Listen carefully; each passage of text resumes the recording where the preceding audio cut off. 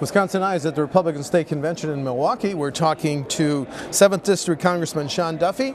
Sean, thanks for talking to WisconsinEye. Hey, thanks for having me on. I appreciate it. Elected in 2010, so you are in your second term. Yeah. Second term different?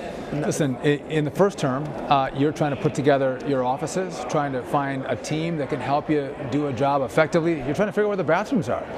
In the second term, you've had 2 years to work through the staffing issues, to figure out how the institution works, or at least a little bit, and the stress of that first year starts to dissipate, and you're able to actually start to work on governing, start to work on a lot more policy, which is really enjoyable. Right. And we've seen that most definitely in our now 3 years that we've been there.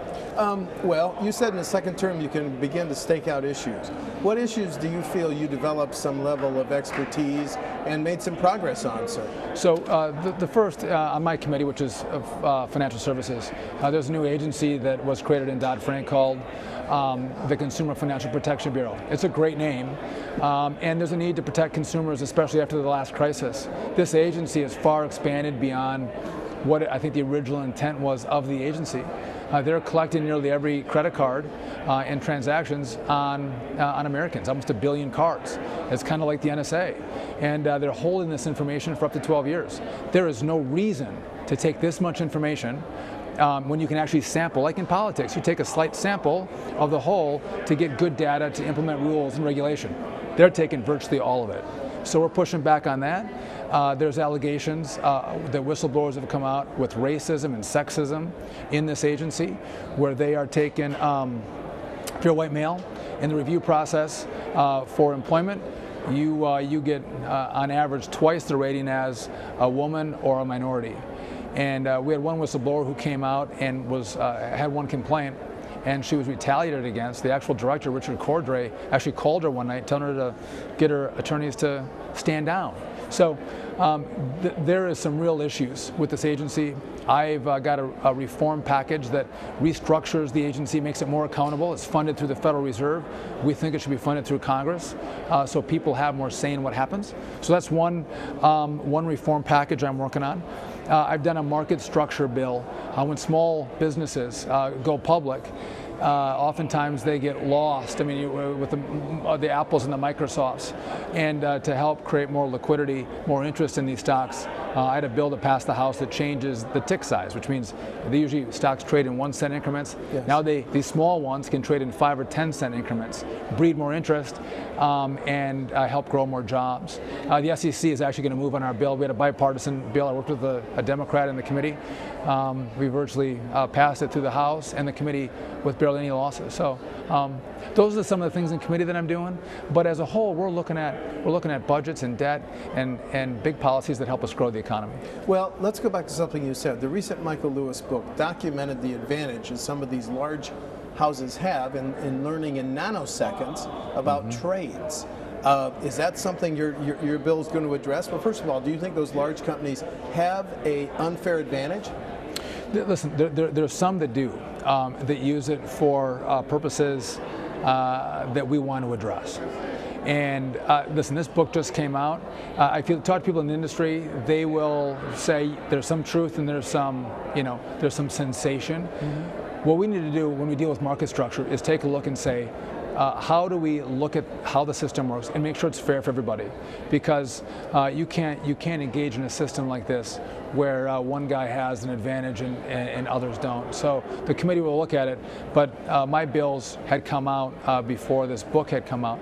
And again, I'm a proponent of not acting rashly. I think we want to look and study and then reflectively take action. And frankly, I hope the SEC looks at this space and we can work with them to have reform to make sure the system is fair. A follow-up question on something you said earlier. This new Consumer Financial Protection Agency keeps 12 years worth of credit transactions. The credit card I used to buy gas to come to this convention, that record will be kept for 12 years? So they're collecting data on these credit cards, right? And it's 850 million cards. There's about 1 billion in the country, right? Because everyone has more than one. And so they're saying, yeah, we're taking the information, and we don't know who you are. though, don't worry, we don't know yet. But what we pointed out to them is very easily you can reverse engineer that and know who everybody is. Right. And the point is, why for 12 years? Why do you want it for 12 years, and why do you want everybody's? This is some scary stuff. I mean, with the NSA, you can say, listen, they know who you call, when you call, and for how long. That's powerful information. But to know where you spend and how you spend, I mean, this is a whole new paradigm that I think changes our relationship with our federal government. Well, and they don't have good answers for it. And you ask, why are you doing it? The answer isn't compelling. You mentioned the NSA. What have you learned over the last years because of the leaks from Mr. Snowden? Listen, I guess we've learned that they're this metadata system that is you didn't know about prior to that, correct? No, I had no clue. I had no idea. Is it a rogue agency? So I think this is my position on the NSA. We have civil liberties and civil rights that we want to protect it, and I want to cautiously scale them back to make sure they fit within that box. I don't want to go too far, though, in the sense that I don't give them the power and tools to keep us safe from bad guys. But grandma down the street, you know, you're taking all her information. It's like, come on. There has to be some guidelines on how this system is working. And right now, there hasn't been a lot of that. And so, again, I don't want to overreact and make America and Americans vulnerable, but I do want to still protect our civil liberties, and we have to find that balance. We interviewed Congressman Sensenbrenner, and he talked about his bill with Senator Leahy. Have you signed on that bill? Have you studied it? And I haven't taken a look at his bill yet. No. Okay. So I haven't seen it. Okay, but you're also on the Budget Committee, correct? Correct. With the economic rebound, the projections of the deficit are slowing, but is anybody talking anymore about the looming bankruptcy for Social Security and Medicare? So, first of all, with the debt, it has come down. We topped out at $1.5 trillion in deficit spending, which means we borrowed that much in 1 year. Yes. And now we're at $17 trillion in debt. We're down to a bit over $600 billion, right? But we saw this coming. We knew that it was going to come down. And if you look out 2 years, it actually launches again. We're over $1 trillion in just a few more years. So this is not over. And the reason is you have an explosive growth with Medicare. We have our baby boomers are retiring. And it's a great thing with modern medicine. We live longer as people. Yes. And healthcare costs are going up. All of that is putting pressure on Medicare. And that's why we propose reforms that make sure we keep the current Medicare system for our seniors. They don't have any changes. They can keep the current system they have. Actually, those who are about to retire get the same system. But we can change it for the next generation. And with those modifications for the next generation, we can save the system for our seniors as well. But if we do nothing, the system runs out of money in 12 years. So we've been proponents in our budgets of fixing the system. Social Security takes a little bit longer. You're out about 30 years before it runs out of money. And it'll have to be dealt with at one point. But Medicare is the real sticking point. One other issue that I want to bring up is on that $17 trillion in debt, we pay about $230 billion a year in interest. Pure interest. Pure interest. Doesn't pay it down at all. Just interest on the debt. And if you bought a house or looked at loans recently, because of the quantitative ease, the government printing money to buy mortgage-backed securities, yes, and our debt rates are at historic lows. When we go to historic norms, 10 years out, the president has us paying about $850 billion a year in interest. We think it'll be higher than that, but almost $1 trillion in interest. Do you know how many mouths you can feed, how many roads you can build, bridges you can build, schools you can build, how many kids you can educate? And that's why we say, listen, let's balance this budget so you don't have more and more money in the future going into interest payments instead of good American programs. I mean, it is going to cripple our country just on the interest side. And so we can't lose sight of the cost of the debt. Low today, but tomorrow it's incredibly high. But one government shutdown later, are we any closer to fixing some of these budget problems? And lessons learned by your party from the government's shutdown, sir?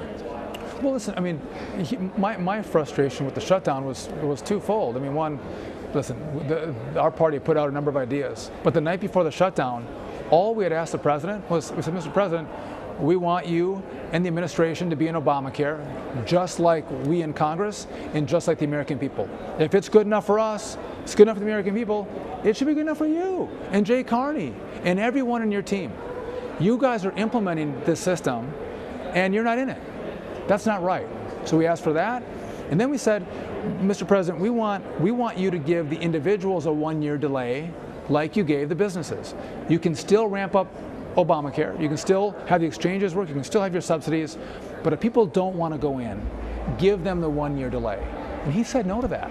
And when most Americans hear that was our proposal, they shake their head going, I can't believe the president wouldn't do this. So listen, is there tension? Yes. Do I think there's a way to get a big deal to fix these problems? Yes. In my view is, you have Republicans that put out ideas that balance the budget. Democrats don't like them. I'm okay with that. We just have differences of ideas. But then they have to put out their ideas to go, this is what we'll say, this is the proposal that we'll make to balance the budget. The president put out a budget, it never ever balances. He got like 2 Democrat votes when we brought his budget up in the House. It's that bad. The Democrats in the House, they have a budget that never ever balances. We just keep stacking on the debt. And so if you want to work to get to a point of not just balancing and paying down the debt, but balancing a yearly budget, you need these guys to engage and go, we don't like your plan, here's ours. This is how we're going to balance it. And they're not doing that. The Senate passed a package on immigration reform. Congressman Sensenbrenner told me it's not acceptable.